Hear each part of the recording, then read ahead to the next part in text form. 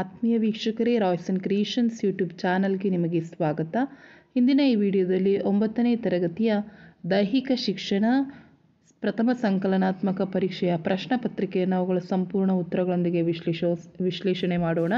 ಯಾರೆಲ್ಲ ಮೊದಲ ಬಾರಿ ನಮ್ಮ ಚಾನಲ್ ನೋಡ್ತಾ ಇದ್ದೀರಾ, ಸಬ್ಸ್ಕ್ರೈಬ್ ಮಾಡಿ ಹಾಗೂ ನಿಮ್ಮ ಫ್ರೆಂಡ್ಸಿಗೆ ಶೇರ್ ಮಾಡಿ. ಸೊ ನಾಳೆ ನಿಮ್ಮ ಶಾಲೆಗಳಲ್ಲಿ ಎಕ್ಸಾಮ್ ನಡೀತಾ ಇರುತ್ತೆ ಮಕ್ಕಳ. ಸೊ ಅದಕ್ಕೆ ಒಂದು ಕ್ವಶನ್ ಪೇಪರನ್ನು ನಿಮ್ಮ ಜೊತೆ ಡಿಸ್ಕಷನ್ ಮಾಡ್ತಾ ಇದ್ದೀನಿ. ಇದು ಯೂಸ್ಫುಲ್ ಆಗ್ತದೆ. ವಿಡಿಯೋನ ಪೂರ್ತಿಯಾಗಿ ನೋಡಿ, ಎಷ್ಟೋ ಕ್ವಶನ್ಸ್ ರಿಪೀಟ್ ಆಗೋ ಚಾನ್ಸಸ್ ಇರ್ತದೆ ಅಂತ ಹೇಳ್ತಾ ವಿಡಿಯೋನ ಪ್ರಾರಂಭಿಸ್ತಾ ಇದ್ದೀನಿ.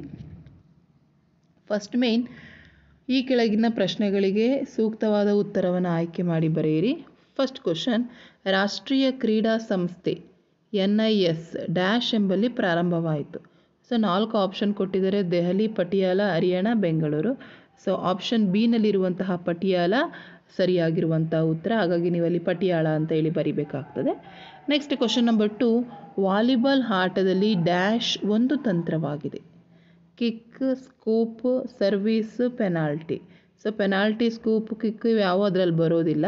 ಸೊ ಸರ್ವೀಸ್ ಏನಾಗ್ತದೆ, ಅದು ಒಂದು ತಂತ್ರ ಆಗಿರ್ತದೆ. ಹಾಗಾಗಿ ಆಪ್ಷನ್ ಸಿ ಸರಿಯಾಗಿರುವಂತಹ ಉತ್ತರ. ನೆಕ್ಸ್ಟ್ 3ನೇ ಪ್ರಶ್ನೆ, FIH ಡ್ಯಾಶ್ ಕ್ರೀಡೆಗೆ ಸಂಬಂಧಿಸಿದೆ. Basketball, handball, volleyball, hockey. So FIH ಅನ್ನೋದು ಹಾಕಿಗೆ ಸಂಬಂಧಪಟ್ಟಿರುವಂಥದ್ದು. ಹಾಗಾಗಿ ಹಾಕಿ ಅಂತ ಹೇಳಿ ಬರಿಬೇಕಾಗ್ತದೆ. Option D right answer. Next 4th question, ತ್ರಿವಿಧ ಜಿಗಿತದಲ್ಲಿ ಸಾಧನೆ ಮಾಡಿದ ಮೊದಲ ಭಾರತೀಯ ಮಹಿಳೆ. ಸೊ ಇಲ್ಲಿ PT ಉಷಾ, PV ಸಿಂಧು, ಅಶ್ವಿನಿ ನಾಚಪ್ಪ, ಮಯೂಕಾ ಜಾನಿ ಅಂತ ಕೊಟ್ಟಿದ್ದಾರೆ ಮಕ್ಕಳ. ಸೊ ಮಯೂಕಾ ಜಾನಿ ಮೊದಲ ಭಾರತದ ಮಹಿಳೆ. ಅವಳು ತ್ರಿವಿಧ ಜಿಗಿತದಲ್ಲಿ ಸಾಧನೆಯನ್ನು ಮಾಡಿರುವಂಥದ್ದು. ಹಾಗಾಗಿ option B is the right answer. So ಇದಿಷ್ಟು ಮಕ್ಕಳ ನಿಮಗೆ MCQನಲ್ಲಿ ಕೇಳಿರುವಂಥ ಪ್ರಶ್ನೆಗಳು. ನೆಕ್ಸ್ಟ್ ಸೆಕೆಂಡ್ ಮೇನಿಗೆ ಹೋಗೋಣ. ಹೊಂದಿಸಿ ಬರೆಯಿರಿ. ಸೊ ಇಲ್ಲಿ ನಮಗೆ 2 ಇದೆ, ಆ ಮತ್ತು ಬಾ ಅಂತ ಇದೆ. ಇಲ್ಲಿ 5ನೇ ಕ್ವಶನ್ ನೋಡಿ, 1948. ಸೊ ಅದಕ್ಕೆ ಹೊಂದಿಸಿ ಈ ಕಡೆ ಬರಿಬೇಕು.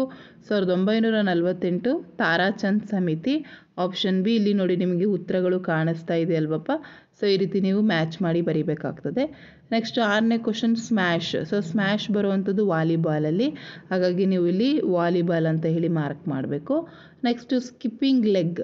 ಸೊ ಅದು ತ್ರಿವಿಧ ಜಿಗಿತದಲ್ಲಿ ಬರುವಂಥದ್ದು. ಡಿನಲ್ಲಿರೋ ಉತ್ತರ 3ನೇದಾಗ್ತದೆ. ನೆಕ್ಸ್ಟ್ ರೋಗ ಮುಕ್ತ, ಅದು ಸಮಾಜದ ನಿರ್ಮಾಣದ ಗುರಿ, ಅದು 4ನೇದಾಗ್ತದೆ. ಸೊ ನೀವು ಕರೆಕ್ಟಾಗಿ ಮ್ಯಾಚ್ ಮಾಡಿ ಮಕ್ಕಳ ಈ ರೀತಿ ಆನ್ಸರ್ಸನ್ನು ನೀವು ಬರೆದ್ರೆ ನಿಮಗೆ ಪೂರ್ಣ ಅಂಕಗಳಲ್ಲಿ ಸಿಗ್ತವೆ. ನೆಕ್ಸ್ಟ್ 3rd ಮೇನ್, ಕೆಳಗಿನ ಪ್ರಶ್ನೆಗಳಿಗೆ ಒಂದೊಂದು ವಾಕ್ಯದಲ್ಲಿ ಉತ್ತರಿಸಿ. ಸೊ 9ನೇ ಪ್ರಶ್ನೆ, ಸುಲ್ತಾನ್ ಆಜ್ಲಾನ್ ಶಾ ಕಪ್ ಯಾವ ಆಟಕ್ಕೆ ನಡೆಯುವ ಸ್ಪರ್ಧೆಯಾಗಿದೆ. ಸೊ ಅದನ್ನು ಹಾಕಿ ಆಟಕ್ಕೆ ಅವರು ಬಳಸುವಂಥ ಒಂದು ಕಪ್ ಆಗಿರ್ತದೆ ಮಕ್ಕಳ. ನೆಕ್ಸ್ಟ್ 10ನೇ ಪ್ರಶ್ನೆ, ಡಾಕ್ಟರ್ ಬ್ರೋಕಿಂಗೈನ್ರ ಅಭಿಪ್ರಾಯದಲ್ಲಿ ಸಾಮಾಜಿಕ ಆರೋಗ್ಯ ಎಂದರೇನು.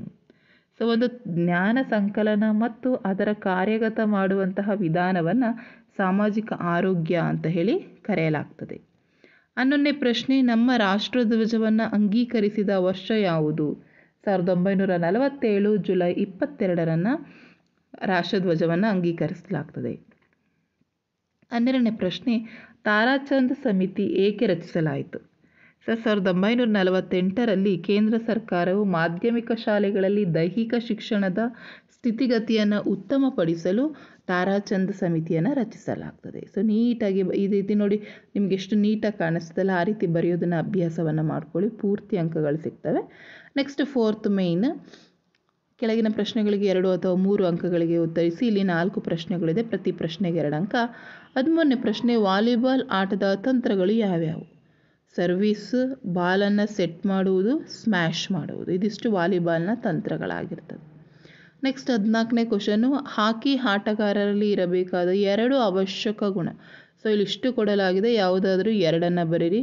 ಕಷ್ಟ ಸಹಿಷ್ಣುತೆ, ಚಪಲತೆ, ವೇಗ, ನರಸ್ನಾಯುಗಳ ಹೊಂದಾಣಿಕೆ, ಮೈಮಣಿತ, ನಿಖರತೆ, ಉತ್ತಮ ಪ್ರತಿಕ್ರಿಯಾ ವೇಗ. ಇದಿಷ್ಟು ಗುಣಗಳು ಹಾಕಿ ಆಟಗಾರರಲ್ಲಿ ಇರಬೇಕು. ನೆಕ್ಸ್ಟ್ 15ನೇ ಪ್ರಶ್ನೆ, ನಿಮ್ಮ ಶಾಲಾ ಆವರಣದಲ್ಲಿ ಯಾವ ಸಾಮಾಜಿಕ ಆರೋಗ್ಯದ ಚಟುವಟಿಕೆ ಕೈಗೊಳ್ಳುವಿರಿ. ಸೊ ಕಂಡಲ್ಲಿ ಉಗುಳುವುದು, ಸೀನುವುದು, ಬಹಿರ್ದೆಸೆಗೆ ಹೋಗುವುದನ್ನು ನಿಲ್ಲಿಸಬೇಕು. ನೆಕ್ಸ್ಟು ಸಾರ್ವಜನಿಕ ಮೂತ್ರಾಲಯ, ಶೌಚಾಲಯಗಳ ಸ್ವಚ್ಛತೆಯನ್ನು ಕಾಪಾಡಬೇಕು. ನೆಕ್ಸ್ಟ್ ಉದ್ಯಮಗಳಿಂದ ಅಥವಾ ವಾಹನಗಳಿಂದ ನೀರು, ಶಬ್ದ, ಹವೆ ಮಲಿನವಾಗದಂತೆ ನೋಡುವುದು ಮತ್ತು ಉಪಯೋಗಕ್ಕೆ ಬಾರದ ಹೊಲಸು ಪದಾರ್ಥಗಳನ್ನು ಕಂಡಲ್ಲಿ ಎಸೆಯಬಾರದು. ಇದಿಷ್ಟನ್ನು ನಾವು ನಮ್ಮ ಶಾಲಾ ಆವರಣದಲ್ಲಿ ನಾವು ಕೈಗೊಳ್ಳುವಂಥ ಚಟುವಟಿಕೆಗಳಾಗಿರ್ತದೆ. ನೆಕ್ಸ್ಟ್ 16ನೇ ಪ್ರಶ್ನೆ, ರಾಷ್ಟ್ರೀಯ ಭಾವೈಕ್ಯತಾ ಕಾರ್ಯಕ್ರಮವನ್ನು ನಿಮ್ಮ ಶಾಲೆಗಳಲ್ಲಿ ಯಾವ ರೀತಿ ಆಚರಿಸುತ್ತೀರಿ? ಸೊ ಒಂದು ರಾಷ್ಟ್ರೀಯ ಭಾವೈಕ್ಯತಾ ಕಾರ್ಯಕ್ರಮಗಳನ್ನು ನಮ್ಮ ಶಾಲೆಯಲ್ಲಿ ರಾಷ್ಟ್ರೀಯ ಹಬ್ಬಗಳನ್ನು ಆಚರಿಸುವುದು ಮತ್ತು ಅವುಗಳ ಆಚರಣೆಯನ್ನು ಎಲ್ಲ ವಿದ್ಯಾರ್ಥಿಗಳು ಸೇರಿ ಅರ್ಥಪೂರ್ಣವಾಗಿ ಆಚರಿಸುತ್ತೇವೆ. ರಾಷ್ಟ್ರಾಭಿಮಾನ ಮೂಡಿಸುವಂತಹ ವಿಶಿಷ್ಟ ಸಮಾರಂಭಗಳನ್ನು ಮಾಡಲಾಗ್ತದೆ. ವಿವಿಧ ಸಂಸ್ಕೃತಿಯನ್ನು ಬಿಂಬಿಸುವ ಮೇಳಗಳು, ಶೌರ್ಯ, ವೀರ ಘೋಷಣೆಗಳು, ವೇಷಭೂಷಣಗಳ ಪ್ರದರ್ಶನ ಮೊದಲಾದವುಗಳ ಪ್ರದರ್ಶನ, ನಾಡಗೀತೆ, ದೇಶಭಕ್ತಿ ಗೀತೆ ಮತ್ತು ಜನಪದ ಗೀತೆ ಇವುಗಳನ್ನು ಸಾಮೂಹಿಕವಾಗಿ ಆಡುವುದು, ರಾಷ್ಟ್ರಗೀತೆಯನ್ನು ಗೌರವದಿಂದ ಸ್ಪಷ್ಟವಾಗಿ ಆತ್ಮವಿಶ್ವಾಸದಿಂದ ಗಟ್ಟಿ ಧ್ವನಿಯಲ್ಲಿ ಸಾಮೂಹಿಕವಾಗಿ ಆಡುವುದು. ಸೊ ಇದೆಲ್ಲ ರಾಷ್ಟ್ರೀಯ ಭಾವೈಕ್ಯತಾ ಕಾರ್ಯಕ್ರಮಗಳನ್ನು ಶಾಲೆಗಳಲ್ಲಿ ಈ ರೀತಿ ಆಚರಿಸಲಾಗ್ತದೆ. ಸೊ ಇದಿಷ್ಟು 2 ಪ್ರಶ್ನೆಗಳಾಗ್ತವೆ. ನೆಕ್ಸ್ಟ್ 4th ಮೇನ್, ಕೆಳಗಿನ ಪ್ರಶ್ನೆಗಳಿಗೆ 5 ಅಥವಾ 6 ವಾಕ್ಯಗಳಲ್ಲಿ ಉತ್ತರಿಸಿ. 3 ಅಂಕದ ಪ್ರಶ್ನೆಗಳು. 17ನೇ ಪ್ರಶ್ನೆ, ಚಾಂಪಿಯನ್ಸ್ ಟ್ರೋಫಿ ಯಾವಾಗ ಆರಂಭವಾಯಿತು ಹಾಗೂ ಸೇರ್ಪಡೆಗೊಳ್ಳುವಂತಹ ತಂಡಗಳು ಯಾವ್ಯಾವು? 1978ರಲ್ಲಿ ಚಾಂಪಿಯನ್ಸ್ ಟ್ರೋಫಿ ಪ್ರಾರಂಭವಾಗ್ತದೆ. ಚಾಂಪಿಯನ್ಸ್ ಟ್ರೋಫಿಗೆ ಸೇರ್ಪಡೆಗೊಳ್ಳುವಂತಹ ತಂಡಗಳು ಈ ರೀತಿ ಇದ್ದಾವೆ. ಚಾಂಪಿಯನ್ಸ್ ಟ್ರೋಫಿ ನಡೆಸುವ ದೇಶ, ಕಳೆದ ಬಾರಿ ಈ ಪಂದ್ಯಾಟವನ್ನು ಜಯಿಸಿದ ದೇಶ, ಇತ್ತೀಚೆಗೆ ನಡೆದ ವಿಶ್ವಕಪ್ ಅಥವಾ ಒಲಿಂಪಿಕ್ಸ್ನಲ್ಲಿ ಉನ್ನತ ಶ್ರೇಣಿ ಪಡೆದ 3 ತಂಡಗಳು ಮತ್ತು ವಿಶ್ವ ಚಾಂಪಿಯನ್. ಸೊ ಇವಿಷ್ಟನ್ನು ಆ ಒಂದು ಚಾಂಪಿಯನ್ ಟ್ರೋಫಿಗೆ ಸೇರ್ಪಡೆಗೊಳ್ಳಲಾಗ್ತದೆ. 18ನೇ ಪ್ರಶ್ನೆ, ವಾಲಿಬಾಲ್ ಆಟಗಾರರಲ್ಲಿ ಇರಬೇಕಾದಂಥ ಅವಶ್ಯ ಗುಣಗಳು ಯಾವ್ಯಾವು? ಎತ್ತರದ ನಿಲುವನ್ನು ಹೊಂದಿರಬೇಕು, ವೇಗವನ್ನು ಹೊಂದಿರಬೇಕು, ಚಪಲತೆಯನ್ನು ಹೊಂದಿರಬೇಕು, ಕಷ್ಟ ಸಹಿಷ್ಣುತೆ ಹೊಂದಿರಬೇಕು, ಕಣ್ಣು ಹಾಗೂ ಕೈಗಳ ಸಂಯೋಜನೆ ಅವಶ್ಯವಿರಬೇಕು, ನಿಖರತೆ ಅವಶ್ಯಕವಾಗಿರಬೇಕು. ನೆಕ್ಸ್ಟ್ 19ನೇದು, ತ್ರಿವಿಧ ಜಿಗಿತದ ಮೂಲ ನಿಯಮಗಳು ಯಾವ್ಯಾವು? ತ್ರಿವಿಧ ಜಿಗಿತದ ಹಾರುವ ಕ್ರಮವಾಗಿರಬೇಕು, ಅಂದರೆ ಹಾಪ್, ಸ್ಟೆಪ್, ಜಂಪ್. ತ್ರಿವಿಧ ಜಿಗಿತಕ್ಕೆ ಓಡುವ ಮಾರ್ಗವನ್ನು ಬಳಸಬೇಕು. ಟೇಕ್ ಆಫ್ ಗೆರೆಯನ್ನು ತುಳಿಯಬಾರದು. ಜಿಗಿತದ ಗುಂಡಿಯಲ್ಲಿಯೇ ಜಿಗಿಯಬೇಕು. 20ನೇ ಕ್ವಶನ್ನು, ರಾಷ್ಟ್ರಧ್ವಜ ಪ್ರದರ್ಶನದಲ್ಲಿ ಗಮನಿಸಬೇಕಾದಂಥ ಅಂಶಗಳು ಯಾವ್ಯಾವು? ಹರಿದ, ಕೊಳೆಯಾದ, ಬಣ್ಣ ಕದಡಿದ ಅಥವಾ ಸುಕ್ಕಾದ ಧ್ವಜವನ್ನು ಪ್ರದರ್ಶಿಸಬಾರ್ದು. ರಾಷ್ಟ್ರಧ್ವಜಕ್ಕಿಂತ ಮೇಲೆ ಹಾಗೂ ಅಕ್ಕಪಕ್ಕದಲ್ಲಿ ಇನ್ಯಾವುದೇ ಅಲಂಕಾರಿಕ ಬಾವುಟಗಳನ್ನು ಪ್ರದರ್ಶಿಸಬಾರದು. ರಾಷ್ಟ್ರಧ್ವಜವನ್ನು ತೋರಣ ಅಥವಾ ಅಲಂಕಾರಕ್ಕಾಗಿ ಉಪಯೋಗಿಸಬಾರ್ದು. ಧ್ವಜವನ್ನು ತಲೆ ಕೆಳಗಾಗಿ ಹಾರಿಸಬಾರ್ದು. ಯಾವುದೇ ರೀತಿಯ ಒಳ ಉಡುಪುಗಳ ಭಾಗವಾಗಿ ಧ್ವಜವನ್ನು ಬಳಸಬಾರ್ದು. ನೆಲಕ್ಕೆ ಧ್ವಜವನ್ನು ತಾಗಿಸಬಾರ್ದು. ಧ್ವಜದ ಮೇಲೆ ಯಾವುದೇ ರೀತಿಯ ಬರವಣಿಗೆ ಇರಬಾರ್ದು. ಜಾಹೀರಾತುಗಳಿಗೆ ಧ್ವಜವನ್ನು ಉಪಯೋಗಿಸಬಾರ್ದು. ಸೊ ಇದಿಷ್ಟನ್ನು ಫಾಲೋ ಮಾಡಬೇಕು ಧ್ವಜವನ್ನು ಮಾಡಬೇಕಾದ್ರೆ. ನೆಕ್ಸ್ಟ್ 6th ಮೇನ್, ಕೆಳಗಿನ ಪ್ರಶ್ನೆಗಳಿಗೆ ಉತ್ತರಿಸಿ. 4 ಅಂಕದ 2 ಪ್ರಶ್ನೆಗಳು ಬರ್ತವೆ.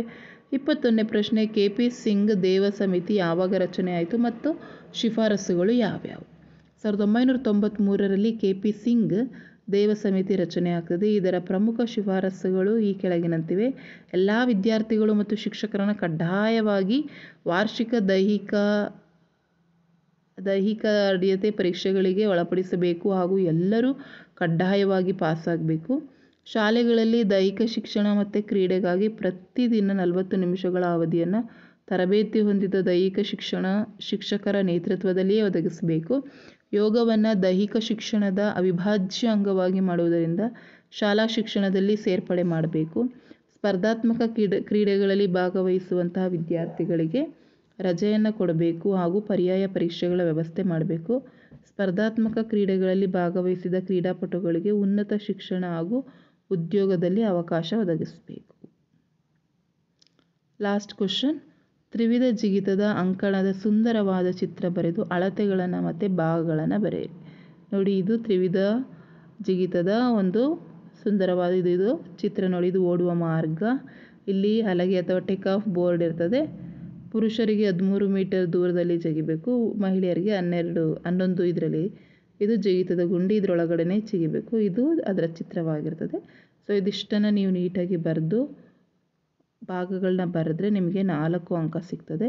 ಸೊ ಒಟ್ಟಾರೆ ದೈಹಿಕ ಶಿಕ್ಷಣದಲ್ಲಿ ಆರಾಮಾಗಿ ಪಾಸ್ ಆಗ್ಬೋದು, ಈಸಿ ಇರ್ತದೆ ಮಕ್ಕಳ. ಸೊ ಇದೊಂದು ಮಾಡೆಲ್ ಕ್ವಶನ್ ಪೇಪರ್ ಆಗಿ ತೆಗೆದುಕೊಂಡು ಇದನ್ನು ಮಿಸ್ ಮಾಡಬೇಡಿ, ಕಂಪ್ಲೀಟಾಗಿ ಓದ್ಕೊಳ್ಳಿ. ಎಷ್ಟೋ ಶಾಲೆಗಳಲ್ಲಿ ಕ್ವಶನ್ ಪೇಪರ್ ಬರೋ ಸಾಧ್ಯತೆ ಇರ್ತದೆ ಅಂತ ಹೇಳ್ತಾ ವಿಡಿಯೋ ಎಂಡ್ ಮಾಡ್ತಾ ಇದ್ದೀನಿ. Thank you for watching this video.